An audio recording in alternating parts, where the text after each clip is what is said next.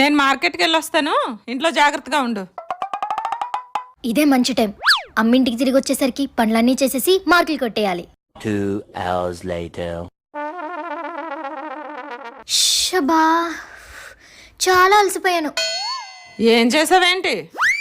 ఇల్లు తుడిచాను, తడిగుడ్లు పెట్టాను, గిన్నెలు తోమాను, ఉల్లిపాయలు కోసాను. మరి బట్టలు మడత పెట్టావా? లేదమ్మా, మర్చిపోయాను. నాకు తెలిసే మర్చిపోతావని. ఎప్పుడు సగం సగం పనులే కదా తమరు చేసేది. నువ్వు చెప్పకుండా ఇన్ని పనులు చేశాను, అవన్నీ పక్కన పెట్టి చేయలేని పనికి తిడతావేంటమ్మా? రేపు పొద్దున్న మొగడింటికి వెళ్ళాక మీ అమ్మ ఇలా సగం సగం పనులే మప్పిందని నన్ను అంటారు.